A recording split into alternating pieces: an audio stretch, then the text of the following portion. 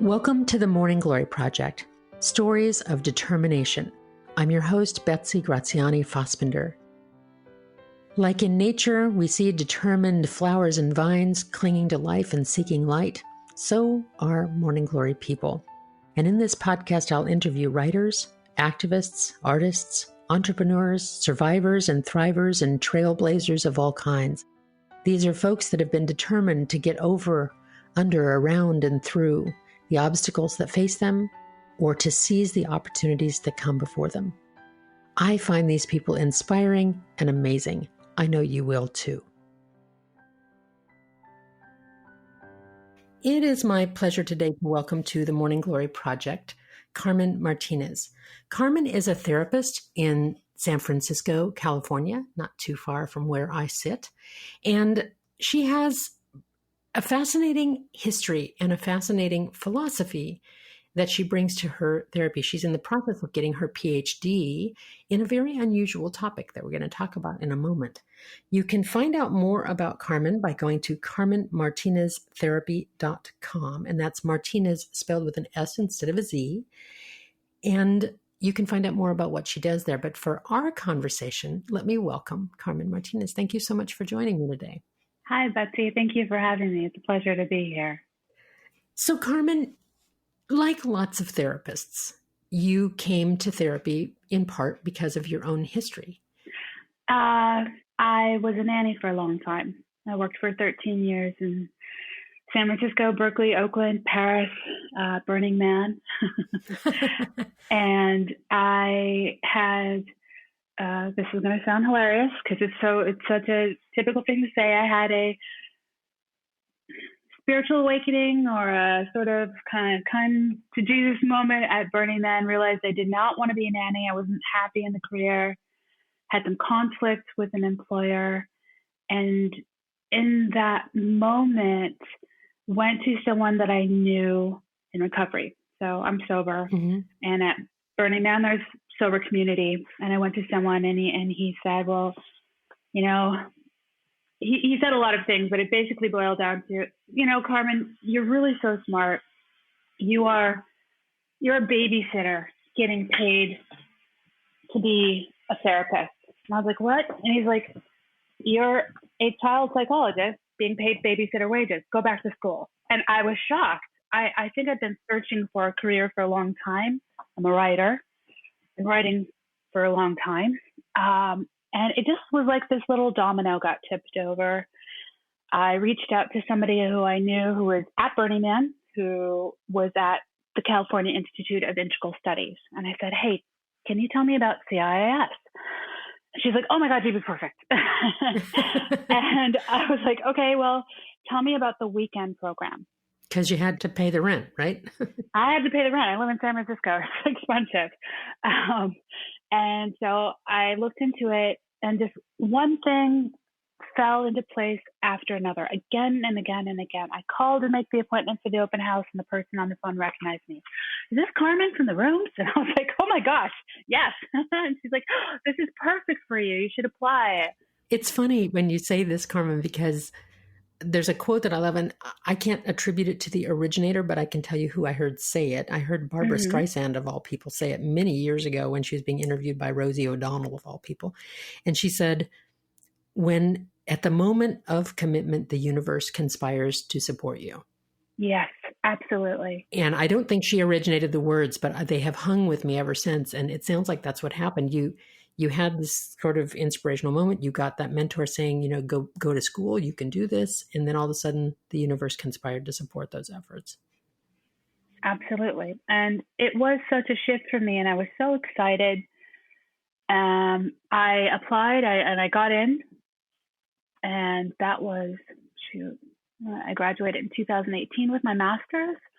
And I just went straight into a PhD program. I blame one of my professors. I love her, Doris Lessing. She said, well, Carmen, you might as well go for your PhD because by the time you get licensed as an MFT, you'll be close to finishing a PhD. And she was pretty right. I'll be finishing up getting my license by the end of the year, hopefully, fingers crossed. What was the situation with COVID? Oh, I know. Well, COVID is changing everything right now. So that's the kind of mechanicals of how you got into this work. But I'm wondering, what is it in your history that drove you to want to be a therapist? Well, when I look back, I've been a caretaker all of my life. The oldest of two, my mother and father separated when I believe I was about 4 or 5. I'm not 100% certain. There's a lot of amnesia around that time. Family amnesia? Childhood sexual abuse trauma in my history. I was molested by my grandfather, and I was the whistleblower for that. And it was very dramatic, but I don't have any memory of it. I have a dissociative memory of one episode with my grandfather and a little bit of a faint, fuzzy memory of my father sort of coming to the rescue, but no, I love him so much, but he's an alcoholic, and he was always an alcoholic, and he couldn't quite do it. He got me out of the situation, but couldn't keep raising me. And so my mom and my sister and I kind of grew up together. My mom relocated. She left my father, left California, where I was born here, and moved us back to Wisconsin and raised me and my sister as a single mother. But my mother is also an alcoholic and an addict, and so things were quite chaotic and dangerous. And unfortunately, my mother left me with another perpetrator when I was 6. And I was raped by my babysitter. So I'm gonna insert a pause there, because even in our prior conversations, it's so easy. First of all, I'm just so sorry that happened. I'm sorry that happened to you as a little girl. I'm sorry for the grown woman that has to deal with the scars and memories of that. And we've gotten better, I think, at telling the truth about these things in our culture, at least better than it used to be. But I always want to slow it down, because it shouldn't be something that we just kind of gloss over. Not that you were doing that, mind you, but I always feel the need to sort of slow that down and say, now, wait a minute. A 6-year-old girl got raped by a babysitter. Like, there should be huge outrage over such things. And we've gotten to where we just kind of toss it off like, hey, do you want arugula in your salad? I mean, it's, and not that you were doing that, but I'm so sorry that happened. And so you are a survivor then. Yes. And you're also a person in recovery. I am. Yeah. I wasn't really capable of dealing with that abuse. And for a long time, I didn't have words for it. I couldn't talk about it. I could talk about it glibly once in a while. But I definitely was using substances to run away from it. Started out very young with sugar, fantasy, reading. And then, I escaped into school, definitely. I was a bit of an overachiever. Well, so some of your escapes were healthy ones. Yeah. I think the escape into school is pretty. It was a good outlet. I actually didn't drink until I was fairly late, which I find funny when I say that. I was 17. Which in your family would have been very late. Very late. Yeah, my sister started using pretty early and drinking pretty early, and so too with my mom. But again, that those systems of trauma in my family, just on both sides, generation after generation after generation. Well, and that's the other thing that's so often the case in families, is that these patterns get etched, both biological patterns, if you inherit a propensity toward addiction, but also environmental patterns, to say nothing of if you're traumatized by what has been going on, then one of the escapes that's available to you is to get intoxicated in one form or another. And whether that's chemical or entertainment or academic or whatever, some of those are clearly better options than others. But I always tell people that it's pathologically normal to want to escape pain. Yeah. And if there isn't a legit method to do that, or if you've inherited an environment or a biology that makes you vulnerable to chemical addiction, then it's almost a fait accompli. Yes. Yeah. In some ways, no? Mm-hmm. Absolutely. And that's what I discovered when I was in my master's program. And I think I sort of knew. I was like, oh, I was self-medicating. I was trying to fix something, but I was trying to fix it with something that eventually kind of turned around and bit me. Right. It worked for a little while. Well, see, that's the thing too. That's the thing about drugs and alcohol is they work for a while. They really do. And I'm not advocating that that's the thing that one should choose, but I think we have to be honest and admit that part of the reason that they're so rampant is that they're so effective. Yes, exactly. At least for a time until they start inflicting their own pain. Mm-hmm. Yes.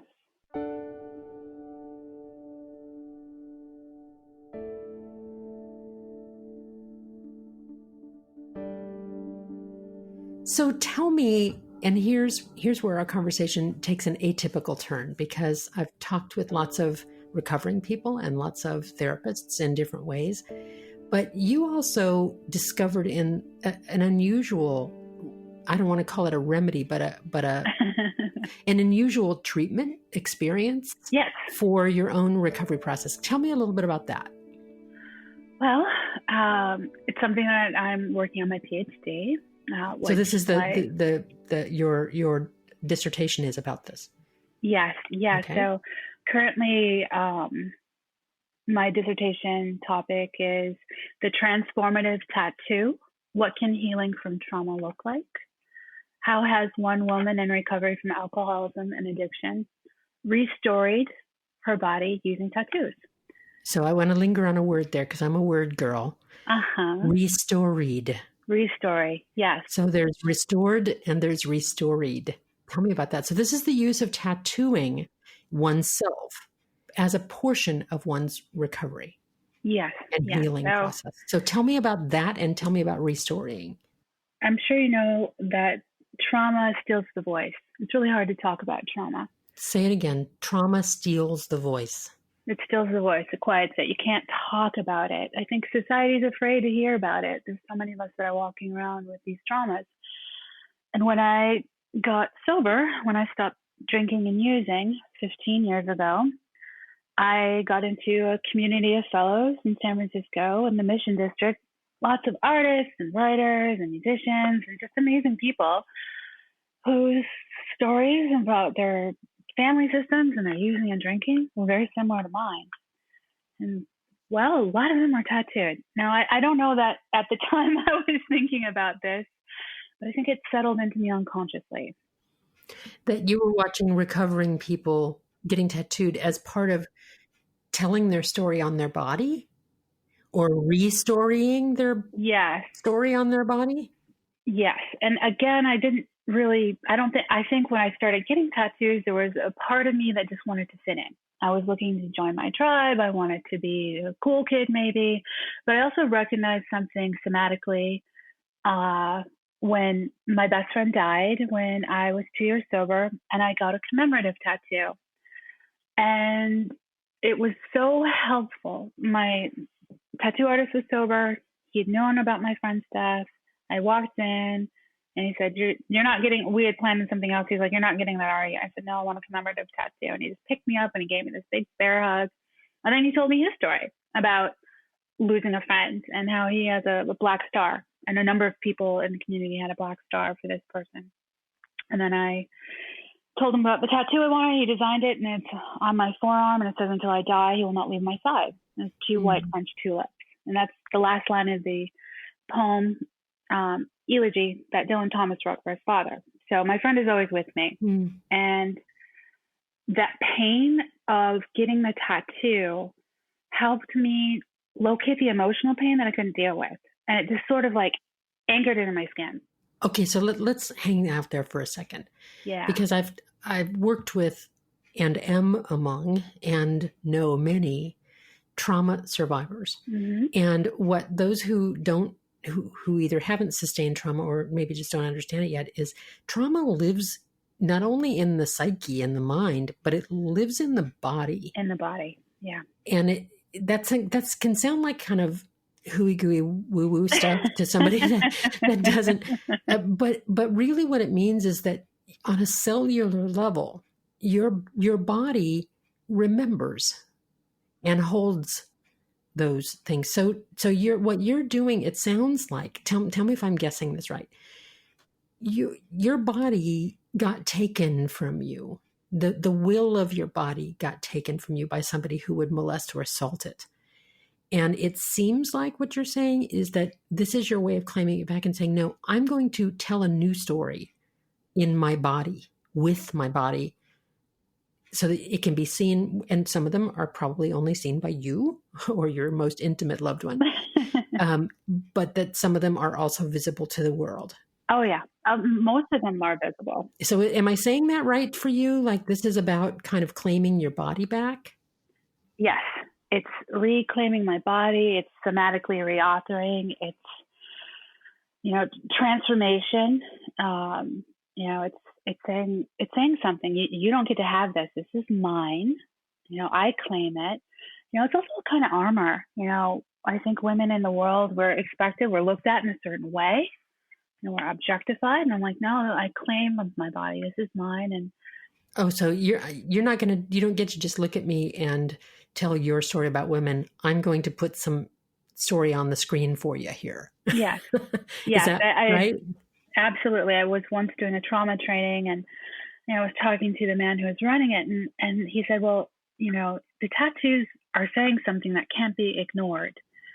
And I really believe that for a long time, I wasn't able to vocalize what had happened to me, but I was telling the story through the tattoos. And every tattoo I got, somehow or another, seemed to be renegotiating the ownership of my body. This is my body, and I'm claiming it, and I'm recreating something stronger. And you're re-storying, and by that it's like you couldn't control what happened to you as a child. You couldn't control that, but the only part of it that you have control over is the story you tell about it, right? Yeah. So it sounds like that's what you're claiming. Now, let me also clarify, of course, not everybody has to get a tattoo to get better. Oh gosh, no. This is not recommended therapy for everybody at all. It's not what you're saying. No. And there are some individuals that take tattooing and body alteration to such an extreme that it is self-mutilative and not a healthy activity. So that is not what we're talking about here. No. We're talking about somebody who, in a conscious state, is choosing to re-story herself in a healthy way. Yeah. Well, I'll confess to you, and you and I in our preliminary conversation talked about this. Chances are, if you and I were spotted, that people would look at me in one way and you in another. First of all, you're younger and you're Latina and I'm white and I'm older and all of those things. So we might have different stories that people put on us. And I may look the more conventional person for whatever I may or may not be, but I may appear as the more conventional person. I'm not a tattoo person. I'm just not. They can be beautiful on somebody else, but there are very few permanent decisions I'd want to live with forever. But at the same time, I chose to get a tattoo a number of years ago on my forearm after my brother's suicide. I felt the need, and I didn't know that Dylan quote. I may have to steal that from you at some point. But I felt the need to have something that, and it's been largely private. It's on my forearm that, in business situations, I wear a sleeve and it's not apparent and all of that. But it's been something that I did as a way for my own remembrance. It's commemorative, but it's also, no surprise here, everybody, it's a morning glory. Yeah. And it's part of why I chose to name this the Morning Glory Project. It's about recovering. It's about seeking the light even after darkness. It's about growing even after something chops you down. So though I'm not as elaborately tattooed as you, and people can see in your beautiful photographs that we'll have on the website, I'm surprisingly attuned to what you're saying because of what I've gone through too. Yeah. Yeah. I feel really grateful that I was able to make the connection when I was in my master's program to what I was doing, because it was an unconscious process for me. At first. Yes. And I get a star tattoo for every year of sobriety that I've had. So right now I have 15 stars. And 15 years of sobriety, 15 stars. Pretty nice. Uh-huh. And I was getting one, and it hit me differently when I was getting it. And I think it was maybe star 11. And it struck me that it was a little painful in a way that it hadn't been painful before. And I had been taking a trauma class in my master's program and reading a lot about how trauma affects the body, reading Bessel van der Kolk's The Body Keeps the Score.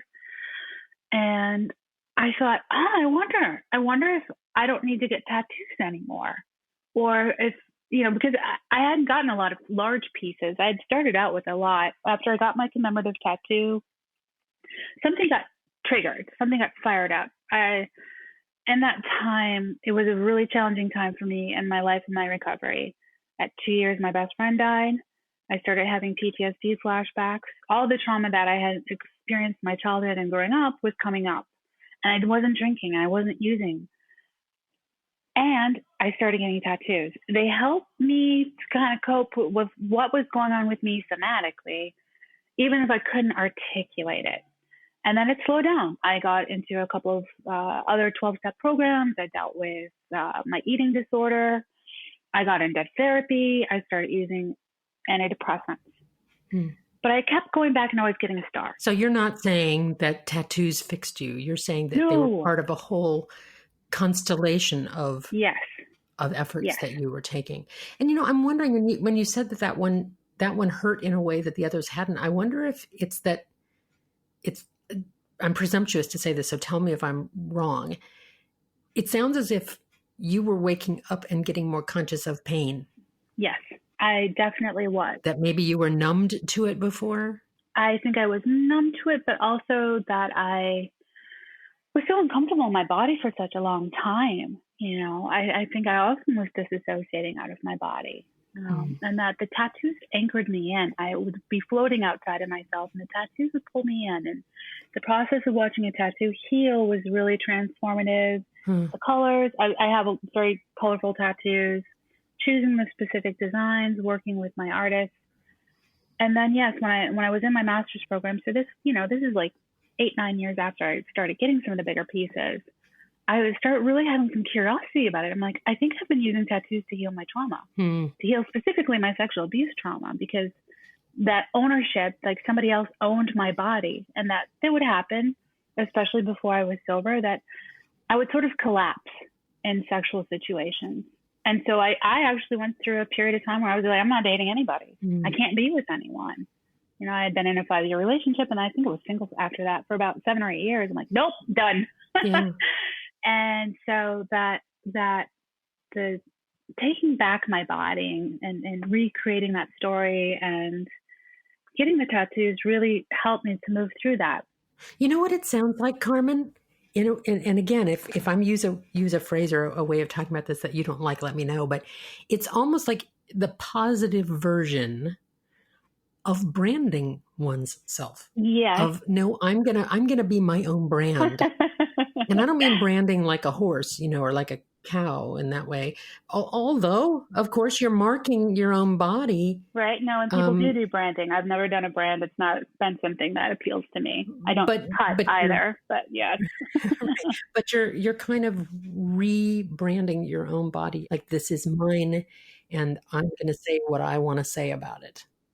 And I don't really care what you think about it. Is there some of that in there too? That I don't care what you think, whether you like my tattoos or not. Yeah, they're for me. So I started realizing that. And I used it as the jumping off point for applying for the PhD program and doing a lot of research. And I've just over the last couple of years, just done lots and lots of research. But yeah. And do you find with the clients that you see or with others in recovery, do you find that you're able to help them kind of connect those dots in a way as well, that you're able to help them use tattooing in a constructive way if that's their choice? Well, the funny thing is, I don't talk about tattoos very often with my clients. Okay. So you're doing more conventional trauma therapy. Yes, I do more conventional trauma therapy. However, I do have a surprising number of clients who are tattooed.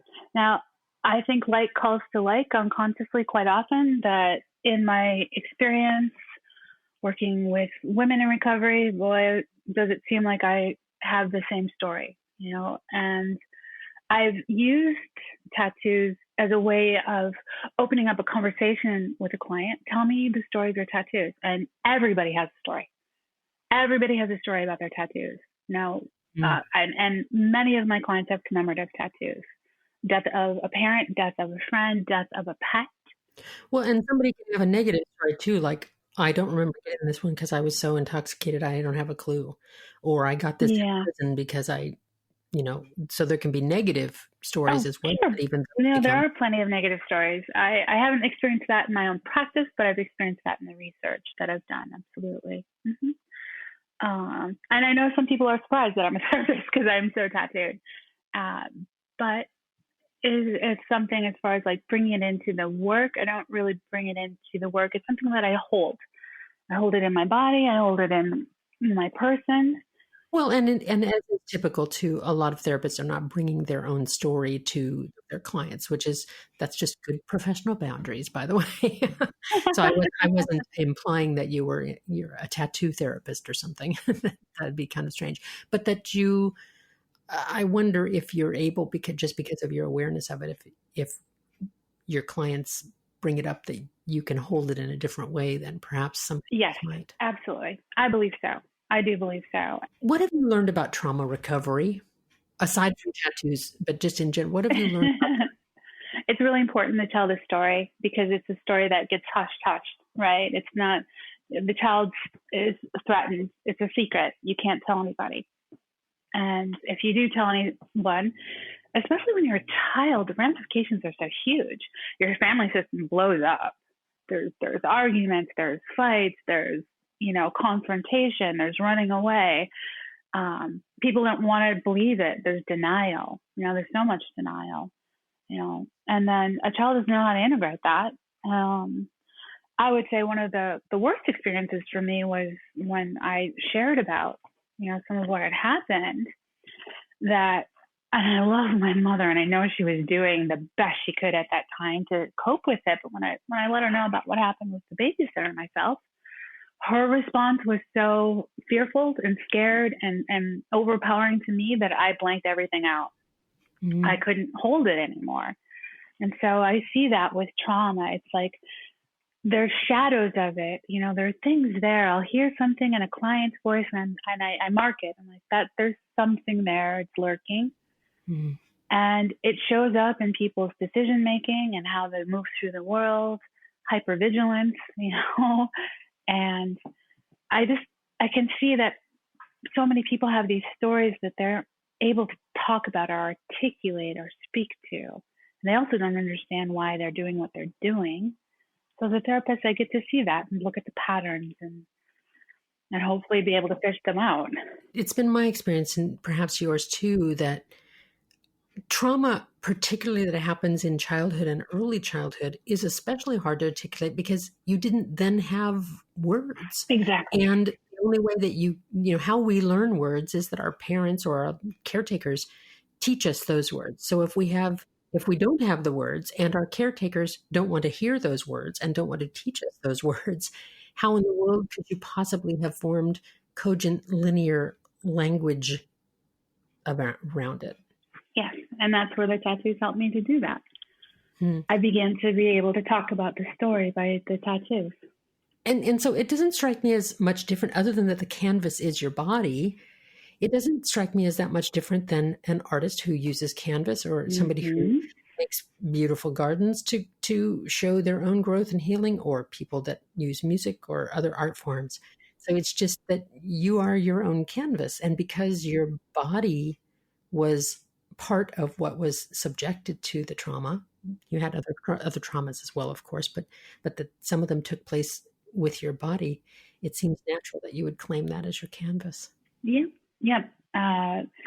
It's my book. I'm getting to tell a different story, and I get to narrate it. I get to design it, and I love my artwork. Well, and like I said, folks are going to want to go on to themorninggloryproject.com and see photographs of Carmen and her beautiful tattoos. And we're going to post them on there. You mentioned also an organization called Survivors Inc., and that's Inc. with a K, Yeah. as in Tattoo Inc. Survivors Inc. Can you tell me about what that is? It was a group out of Ohio that one of the members of my PhD committee had informed me about, just to check them out. It was a woman who was in sex trafficking and who had been tattooed by her pimp. And it's often something that's done in sex trafficking, women or children or, men too, but they'll get a tattoo and they're owned. They're slaves. And so they are branded. They're branded. And this woman, she came out of it and started helping women in the community who wanted to they were getting a cover up. So she started working with a tattoo artist to provide cover ups for these women so they could not have the name of their perpetrator on them. Wait, so again, I'm going to slow us down here and just link folks that have been recruited or kidnapped into sex trafficking or prostitution or whatever are getting tattooed with either symbols or the names of their pimp or perpetrators. Mm-hmm. And whereas your tattoos are this evidence of you rewriting your story on your body. Yes. Somebody has literally written their story on these young people's bodies. Body. So Survivors Inc. is about helping them to reclaim and refashion and redesign their own story on their mm-hmm. body. That's really beautiful. There's a similar, and I'm forgetting the name of it, but there is another tattoo shop in Chicago that does something similar with members who are coming out of prison who have gang tattoos, that they don't want to be affiliated with the gang any longer. And so the tattoo shop will help them get a different design for them instead of having the gang tattoo. Carmen, I could talk to you about this for days. Because it fascinates me. I'm so touched and honored that you are a survivor, that you came through what you came through, and that you somehow found that determination, that resiliency in you that turned your horror, really the horror of your early traumas, into helping others. I'm touched and honored that you would share that story with me today. For listeners, you can find out more by going to Carmen Martines with an S, therapy.com. If you have survived sex trafficking or prostitution and have been harmed by someone else in terms of tattoos, you may want to check out Survivors Inc. That's Inc. with a K. And Carmen, thank you so much for sharing your story and your story of your story with us today. I'm so pleased to have you. Absolutely. Thank you for having me. It's been a pleasure.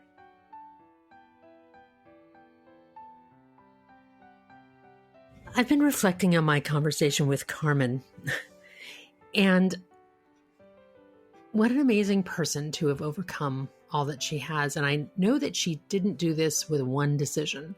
She made lots of decisions and had a whole constellation of strategies for healing herself from the traumas that she's endured. Of course, therapy and meditation and all the things that she's read and done and the support that she's gotten. But one of her strategies stood out, of course, as unique and different, and that's what I was speaking with her about, and that is that she's chosen to use body art as part of her own personal recovery process, using tattooing. And at first that may seem peculiar to some, I imagine. But when you think about it, I loved her term that she is re-storying herself, re-storying, telling her own story her way instead of letting what others have done to her tell her story. She claimed it back, and she's choosing to re-story that with her body, on the very body that was violated. What a fascinating thing, right? And maybe tattooing is not for you. That's fine. But you can re-story. We can all re-story ourselves. Some do it by singing their story, writing their story, painting their story, dancing it. And I just really like that idea of claiming back your own story. You know, as I was raising my sons, my husband and I raising our boys that are now both adult men that I'm proud of. Like most parents, when the kids were small, we discouraged them from using foul language, obscene language, those kinds of things, just mostly because we wanted to teach them to communicate well and to be appropriate in social situations. That's all fine. And as they grew to teenagehood and all of that, of course, things loosen up a little bit. And my husband and I relaxed our own language that we used more privately and didn't edit ourselves as much. But we taught our kids to sort of be bilingual, right? To use, there might be language that's appropriate in the dugout, but that might not be so appropriate when you're in the classroom with your teacher. And that's fine. We all make those adaptations wherever we are. So I didn't have tight and strict rules about good words and bad words. I mean, we didn't allow ugly, racist, mean, cruel kinds of things to be said. We just discouraged that as general practice. But in terms of there being words that weren't allowed, the 4-letter words that kind of freak some people out, we just didn't do that. But there was one phrase that I really didn't allow. I don't use it, and when I heard it, I would discourage it. And it's because I found this particular phrase more vulgar, more obscene than a lot of what people call 4-letter words. And the phrase is, shut up. I've never liked that phrase. The phrase was used a great deal in my household growing up. I hear it used a lot. It's such a violent word that I think it should be reserved for the rarest of occasions, when somebody is being so vile and so ugly that we tell them, that's enough. I can't listen to you anymore.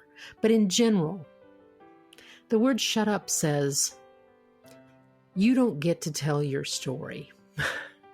Stop talking. You don't get to. And I just find that really offensive. I find that much more obscene than some other language. Our stories, it's what makes us who we are. And sharing them is our right. It's our birthright. It's our human right. And not only do we get to tell our story, we get to re-story it if someone else has told it differently. That's a big old extra bloom for me today, and I'm going to hold on to that. Thank you so much for listening to the Morning Glory Project. I'm so pleased to have you spend time with us today. And I hope that wherever you are, you can tell your story and that you are finding a way to bloom.